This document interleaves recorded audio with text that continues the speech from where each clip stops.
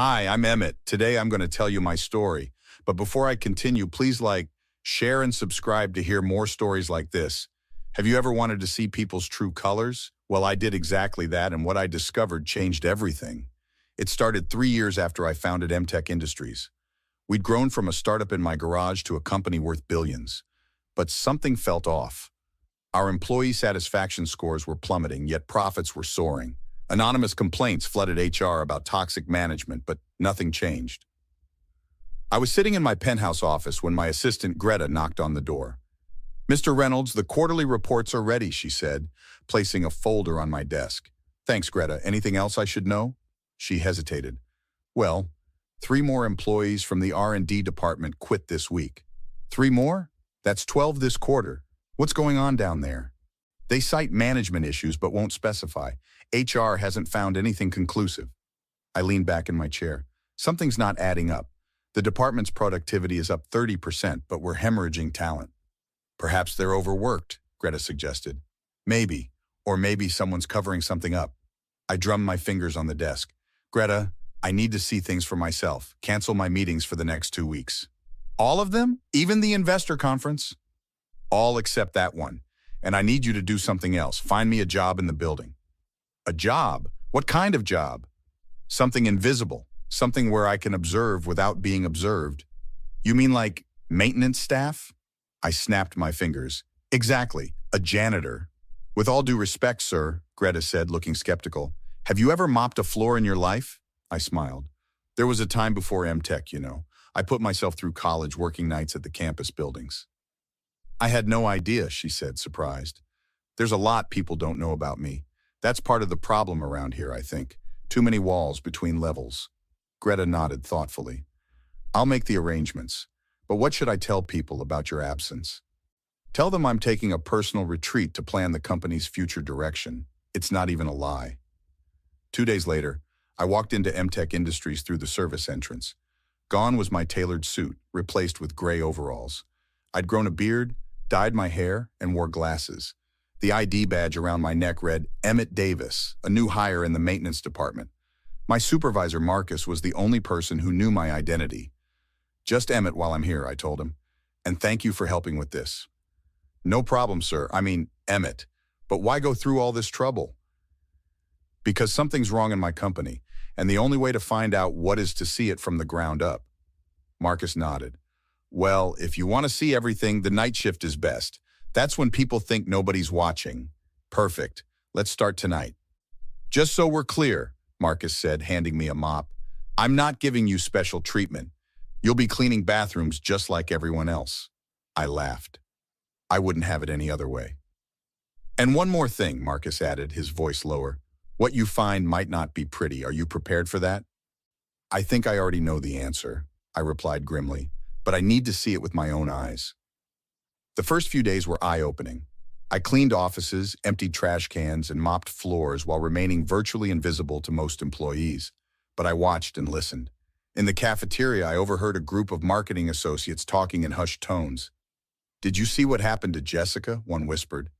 "Yeah, she finally stood up to Victor in that meeting, and by Friday her desk was cleared out," another replied. "What was the official reason?" "Not a team player," a third person said with air quotes. "Same reason they gave Taylor and Jordan."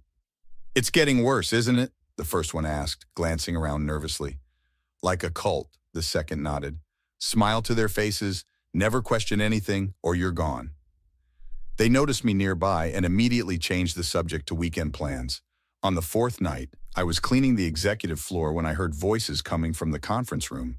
I recognized them immediately. Victor Mercer, our COO, and Diane Harlow, the VP of Human Resources. "The board's getting suspicious," Victor was saying. "Reynolds keeps asking questions about the employee turnover." Diane laughed. "Let him ask. We've buried every complaint. As far as anyone can prove, we're just running a tight ship."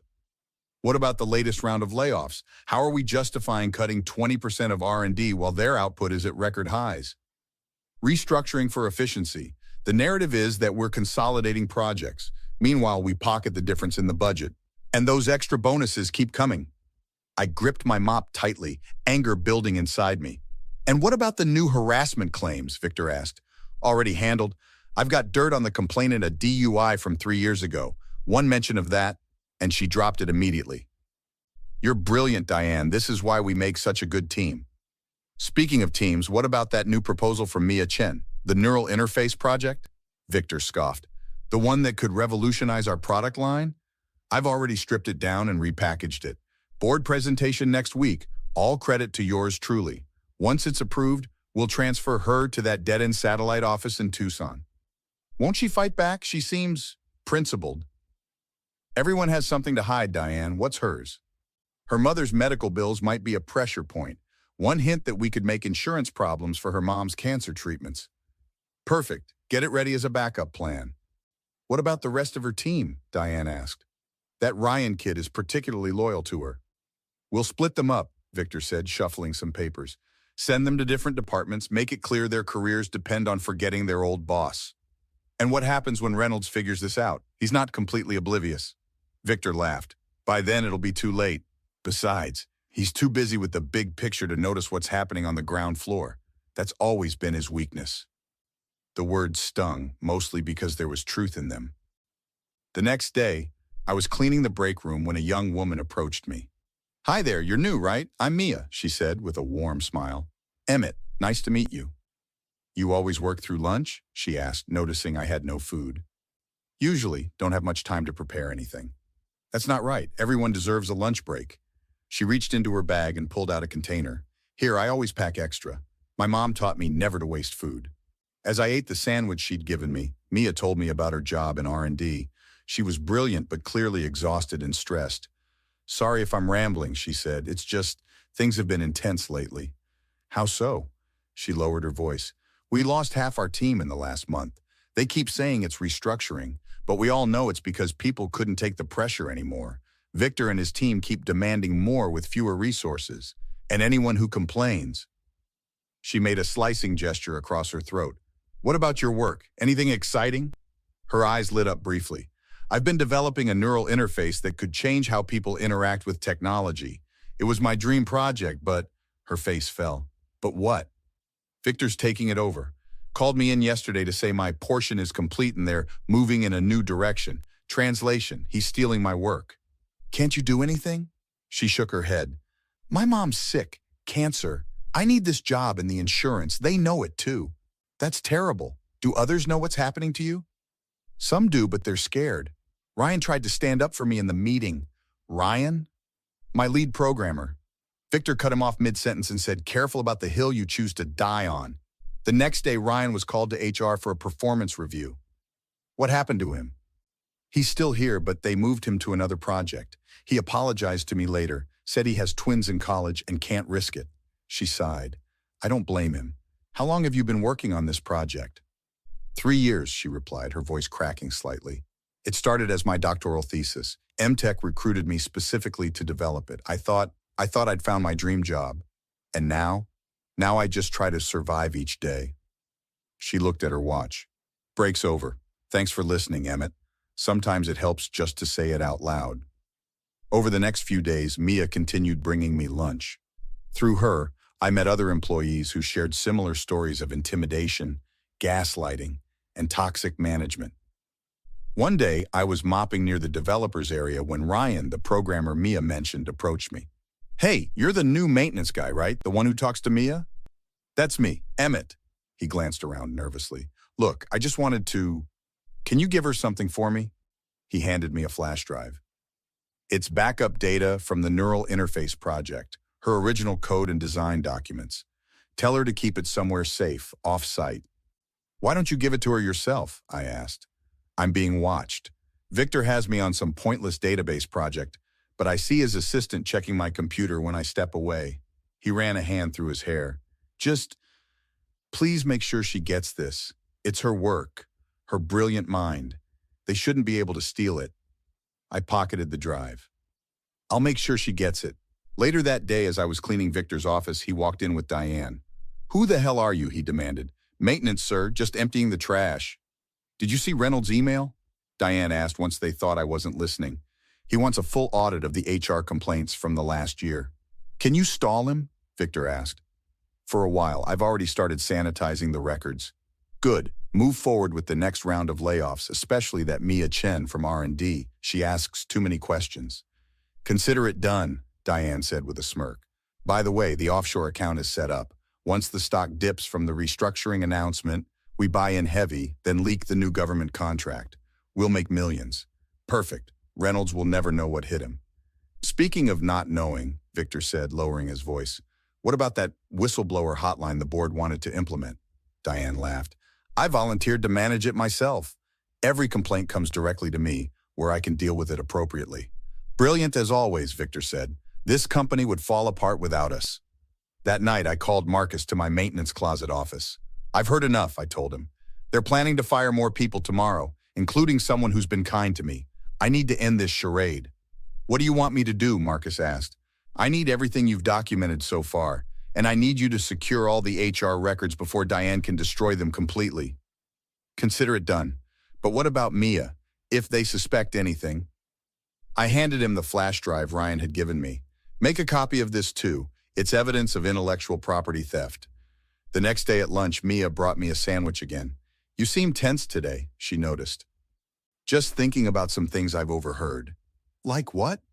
Like the fact that Victor and Diane are planning more layoffs, including you. Her eyes widened.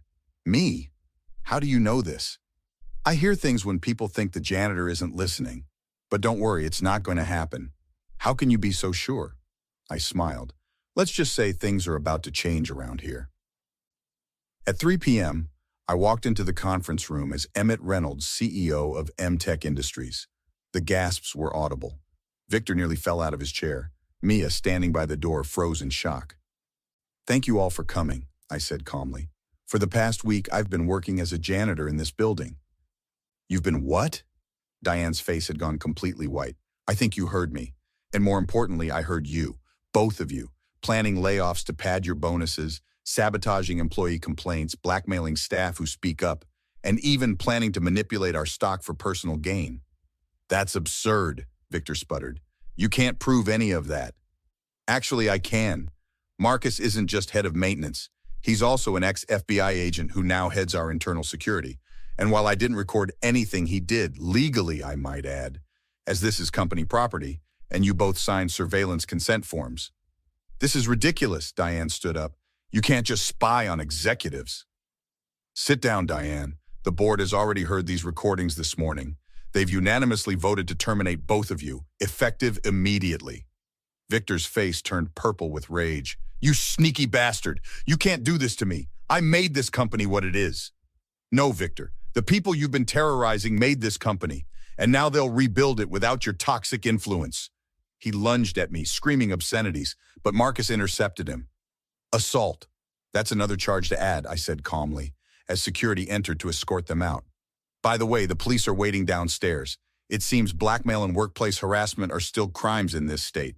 After they were gone, I addressed the remaining executives. I owe all of you an apology. I failed as a leader by not seeing what was happening. That changes today. Later, I approached Mia at her desk. Excuse me, do you have a moment? She looked up, recognition dawning on her face. You're Emmett Reynolds, the CEO. Yes, but you might also recognize me as the janitor you've been sharing your lunch with. Her jaw dropped. That was you? But why? I needed to see what was really happening in my company, and thanks to your kindness and honesty, I did. The sandwiches, she said, mortified. I gave the Billionaire CEO homemade tuna sandwiches.